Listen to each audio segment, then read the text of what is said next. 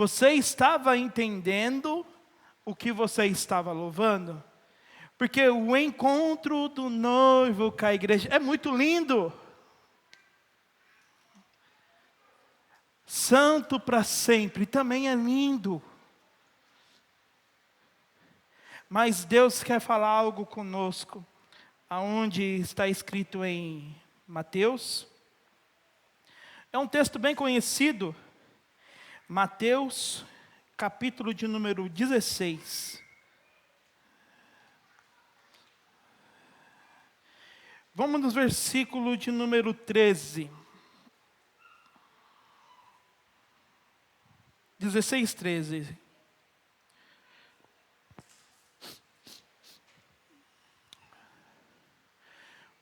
Todos acharam? Vamos lá. Quando Jesus chegou à região da Cesareia de Filipe, perguntou aos seus discípulos: quem as pessoas dizem que o Filho do Homem é?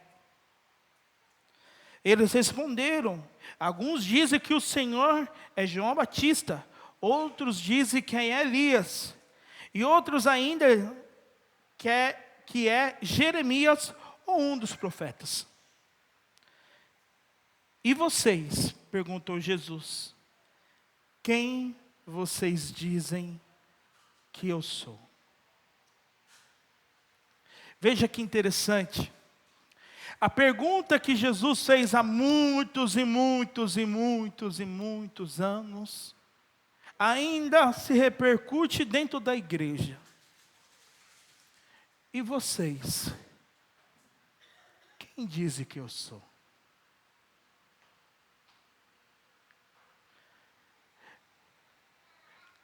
Quem vocês dizem quem é Ele? Quem é Cristo? Porque vocês declararam, é o que eu fiz vocês lembrarem o que vocês cantaram. Realmente, Jesus Cristo é tudo que vocês cantaram nessa noite?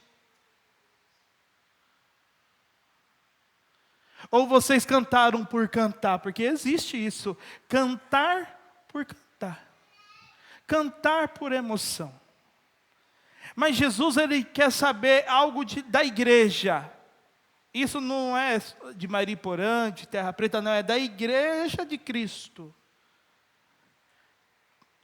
E vocês? Quem dizem que eu sou?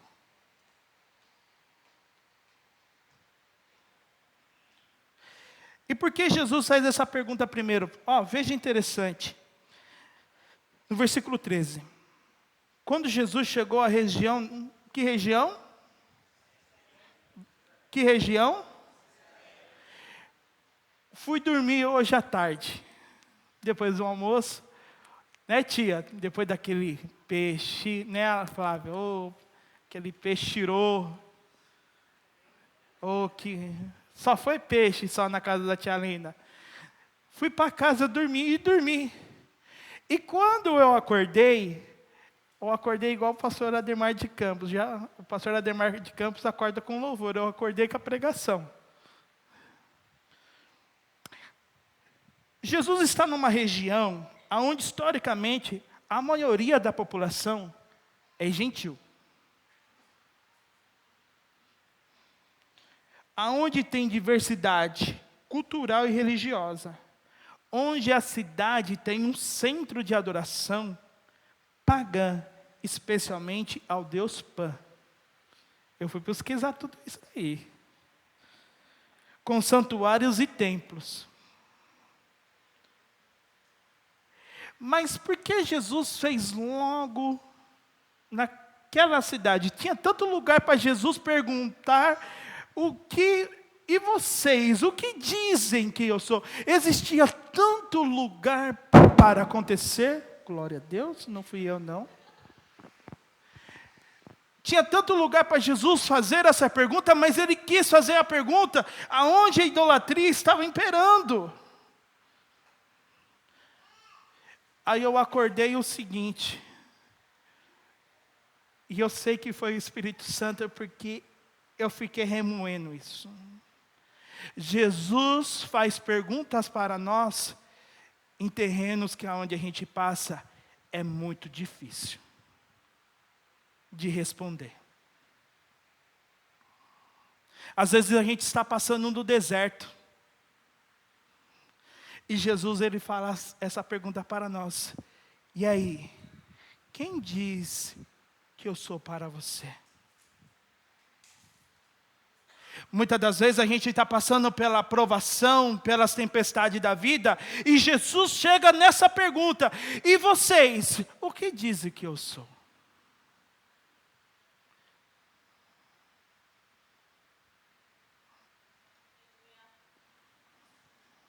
Jesus, ele não quer buscar uma igreja do raso, que anda superficialmente, porque virar cristão é legal, não. Jesus quer buscar uma igreja que é no profundo, que anda, que caminha, que rejeita as coisas deste mundo para viver uma vida de santidade. Jesus não está atrás de igreja que, nossa, a igreja está cheia, mas ela está cheia do quê? De vento? Ou ela está cheia do Espírito Santo? E vocês, quem dizem que eu sou? Mas quem responde essas perguntas são judeus, porque os gentios não tinham entendimento sobre o povo de Israel. Quem eram os profetas? Então quem respondem são os judeus. Uns dizem que você é João Batista, outros dizem que é Elias ou Jeremias, um dos profetas. Quem responde é judeu. Mas Jesus queria fazer isso para que ele fizesse a mesma pergunta para os seus discípulos. Eu sei que eles pensam isso de mim, mas e vocês? Quem dizem que eu sou?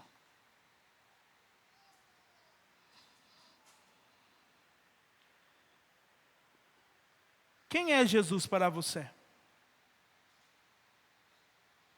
Eu vou te dar 1 minuto para você pensar um pouquinho. Quem é Jesus para você? Quem é Jesus?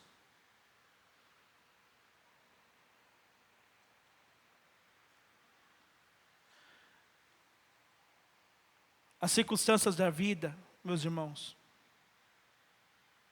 eu sei que são várias.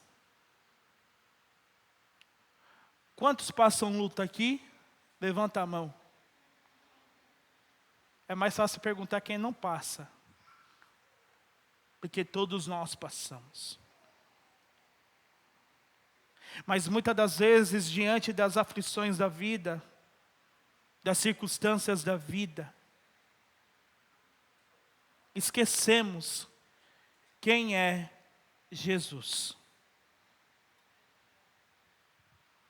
Esquecemos quem é Ele na verdade.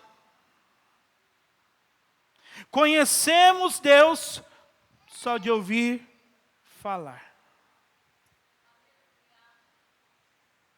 Mas veja como que Deus é um Deus de amor. Nessa noite Ele te faz lembrar quem Ele é na sua vida. Ele nessa noite faz te lembrar quem Ele realmente é, o Deus da sua vida.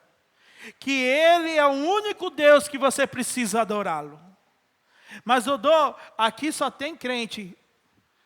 Algum visitante aqui no nosso meio que não conhece Jesus? Não? Então estamos no meio de cristãos.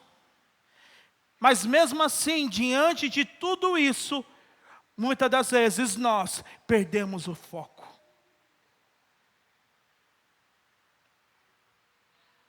Nós perdemos o foco, sim, e está tudo bem. O ruim é se você está sem foco e continuar sem foco. Deus quer que você tenha foco. Perdeu o foco, volte para o foco. Quem é o foco? Cristo.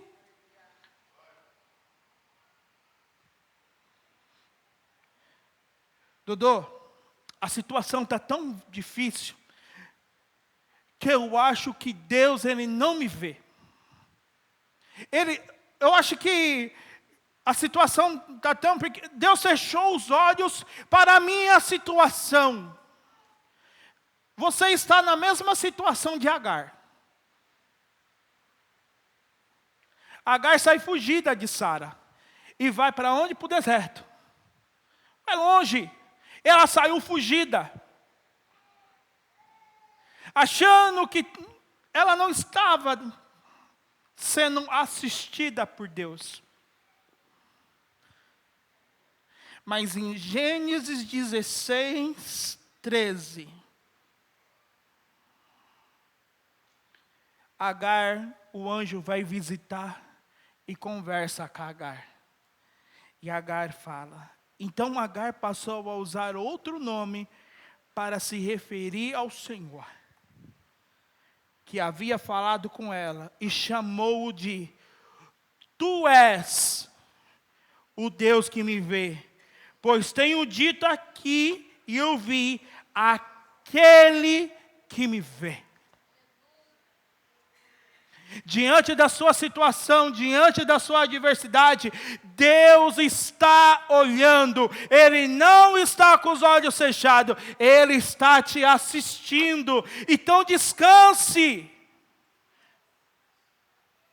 Respire. Deus está te vendo. Fala para o seu irmão aí do seu lado. Fique tranquilo. Deus está te assistindo. Ele está te assistindo e no tempo certo Ele irá trabalhar na sua vida. Não é no nosso tempo, não é no tempo do irmão, é no tempo de Deus Ele irá trabalhar. Mas Dodô, a minha situação agora é outra.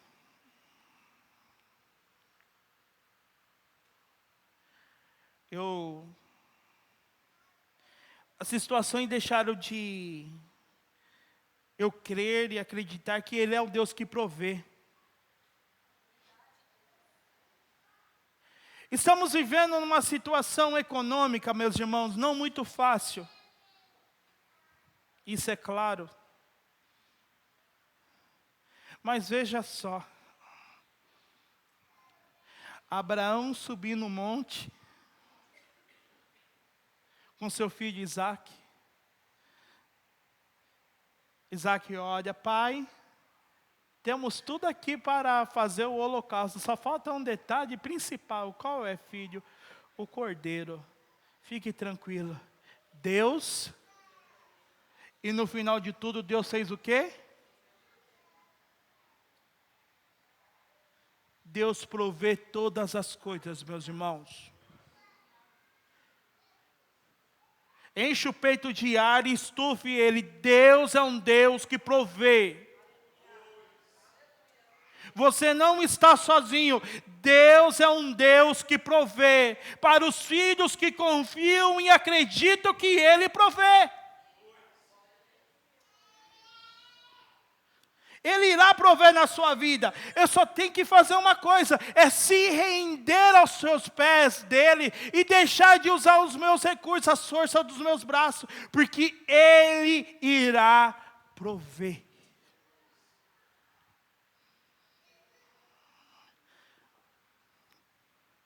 Não, mas Dodô,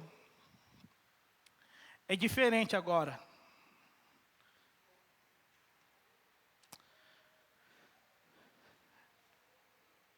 Eu estou numa batalha muito grande e eu não sei mais o que fazer com a situação, porque a batalha está grande. O apóstolo Paulo, ele fala que a nossa vida, a vida do cristão é um campo de batalha. O apóstolo Paulo, ele sempre está enfatizando, a vida do cristão é o centro do campo de batalha. Ele sempre está lutando. Mas com qual recurso você está lutando? Com os seus recursos ou com os recursos de Deus?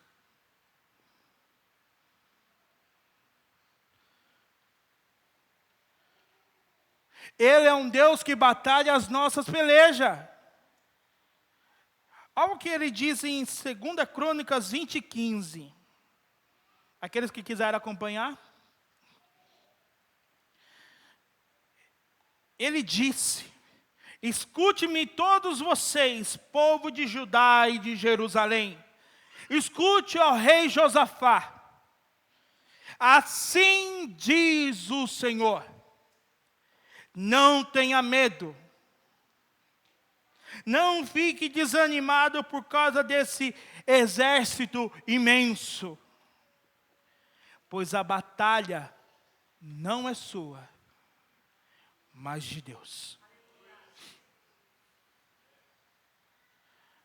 Você não precisa guerrear com seus recursos. Você está gastando forças e energias à toa. Se sua batalha é dentro do trabalho, se sua batalha é dentro da sua família, sua batalha aonde quer que for, só use um recurso. E esse recurso se chama oração. Use o único recurso, orar. E Deus pelejará as suas guerras. Você só tem que orar. Mas Dodô, eu queria para ontem. Não, com Deus não é pastel e nem fast food. É no tempo de Deus. Mas Deus está demorando, fique tranquilo, Ele está trabalhando em seu favor. E no tempo certo, Deus irá lutar as suas guerras. Mas não é no seu tempo, é no tempo dEle. Irmãos, eu fiquei 11 anos orando pela minha casa. E no tempo certo, quando a minha sogra falou assim: agora eu quero que vocês saiam de casa. Falei: Senhor, agora é com o Senhor, não é mais comigo, né? E Deus proveu no tempo certo. Às vezes o que você quer não é o que você precisa. Você entendeu? Às vezes o que você quer não é o que você precisa. Mas continue orando. Quer lutar as suas guerras? Ore. Como eu falei domingo, mas a minha guerra é interna, é dentro de mim. É uma guerra dentro de mim. Então ore e chame seu irmão. Sabe aquele irmão crente? Fale assim: você é crente. Então você vai chegar nesse irmão crente. Você vai confessar os seus pecados para você ser curado. Porque em Tiago fala: você confessa o seu pecado e logo após você ora. Para que ele possa ser curado. Você viu que é a importância da guerra. Que Deus luta as nossas guerras, mas não deixa a gente lutar sozinho. Ele coloca pessoas para lutar junto conosco. E quem são as pessoas que estão ao seu lado?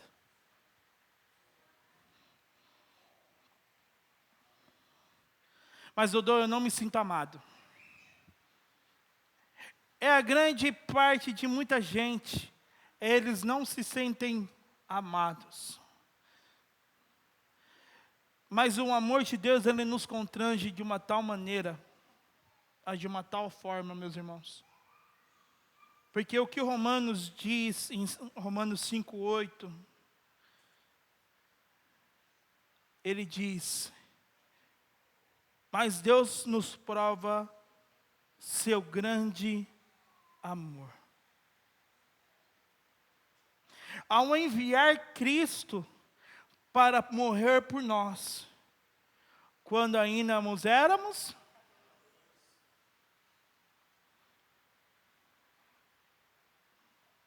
Ele te ama. Ele ama a sua vida. Ele ama a sua vida, meus irmãos. Se as pessoas não te amam, saiba que tem um Pai que ama a sua vida. Se as pessoas desprezam você, saiba que Cristo ama a tua vida e não te despreza. Porque Ele deu o seu único filho para morrer por nós, quando a gente era pecador, não somos, mas éramos pecadores de prática dos pecados. E demonstrou esse grande amor por cada um de nós.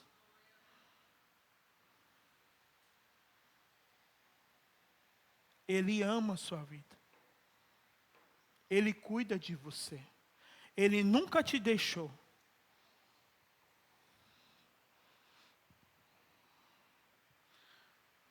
Ele é o descanso para o cansado. Se nessa noite você entrou daquela porta para dentro, e você se sente cansado, você está cansado, Ele é o descanso para o cansado.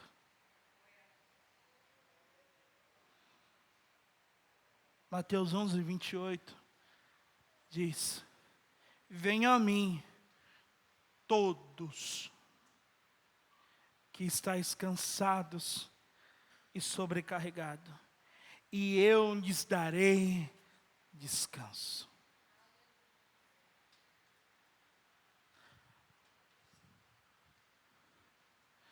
Deus é o seu descanso. Deus é o descanso para o cansado. E muitas das vezes você entrou nessa noite aqui para participar dessa festa. E Deus quer ter um encontro com você que está cansado. Porque muitas das vezes, com a situação da vida, você está tão cansado, tão sobrecarregado, que você esqueceu quem é Deus na sua vida. E Deus quer ser o seu descanso. Ele quer ser o seu descanso. A pergunta é: você quer descansar? Ou você ainda quer viver cansado? Veja que Jesus, Ele faz o convite para todos. Todos que estáis cansados e sobrecarregados. Para todos. O convite está aberto. Deus, Ele faz esse convite aberto para todos. A pergunta é: você aceita o convite de Jesus?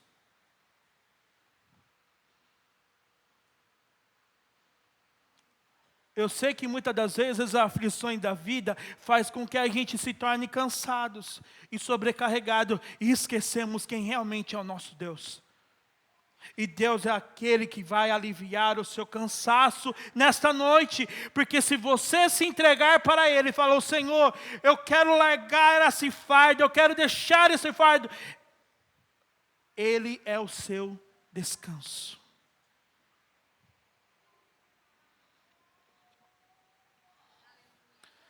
Ele é um Deus que cuida de você.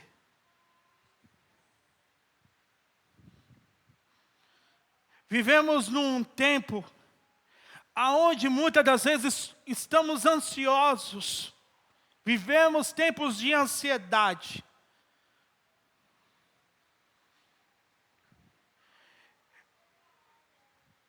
Tem um livro chamado A Baixa Ansiedade de John MacArthur. Eu tenho esse livro, eu já dei até o estudo dele na época da pandemia. John MacArthur, ele ensina como combater a ansiedade, a preocupação da vida. E dos textos que ele usa é o que está escrito em 1 Pedro 5:7. Entregue todas as suas ansiedades, entregue todas as suas preocupações. Se você entrou nessa noite aqui preocupado, entregue nessa noite a sua preocupação com Deus, que amanhã é uma possibilidade. Amanhã não existe. Deus quer se preocupando com você hoje e agora. Entregue todas as suas preocupações para Deus. Porque Ele tem cuidado de cada um de nós. Mateus 6 diz: veja os lírios do campo, veja os passarinhos.